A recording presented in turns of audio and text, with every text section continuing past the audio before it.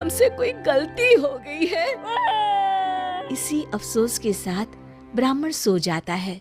अगले दिन फिर सुबह बेचारा ब्राह्मण निराश मन से मंदिर की सीढ़ियों पर बैठा भीख मांग रहा था।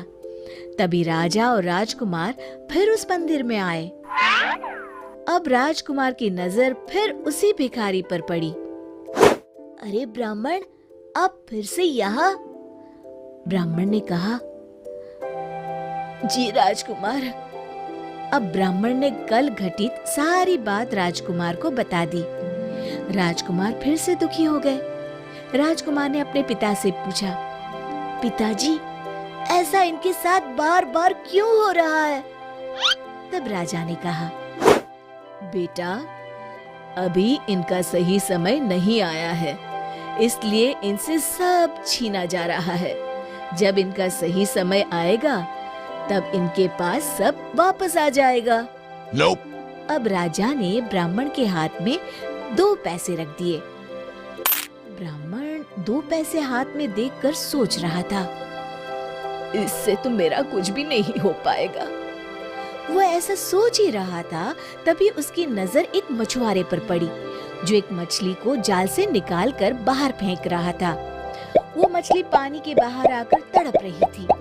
ब्राह्मण को उस मछली पर दया आ गई। उसने सोचा, इन पैसों से मैं अपने परिवार का पेट तो नहीं भर पाऊंगा, कम से कम इस मछली की जान ही बचा लेता हूँ।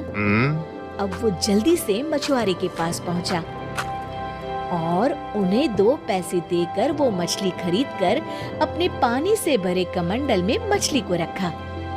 पानी में जाते ही वो मछली फिर से होश में आ गई और कमंडल में ही उछलने लगी। ये देख ब्राह्मण बहुत खुश हुआ कि उसने मछली को बचा लिया। तभी मछली के मुंह से वही माणिक पत्थर बाहर आता है जो राजकुमार ने ब्राह्मण को दिया था, और ब्राह्मण की पत्नी से वो नदी में गिर गया था।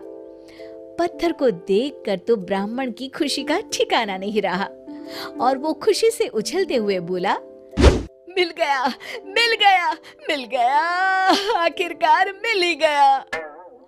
उसकी ये बात वहां पास ही बैठे उस चोर को सुनाई दी, जो ब्राह्मण की सोने से भरी थैली चुरा कर ले गया था।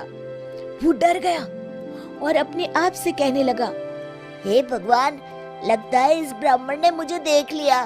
अगर इसने मेरी शिकायत राजा से कर दी तो मुझे मृत्युदंड की सजा भी मिल सकती है। मुझे ब्राह्मण को उसका धन लौटाकर माफी मांग लेनी चाहिए। ये सोचकर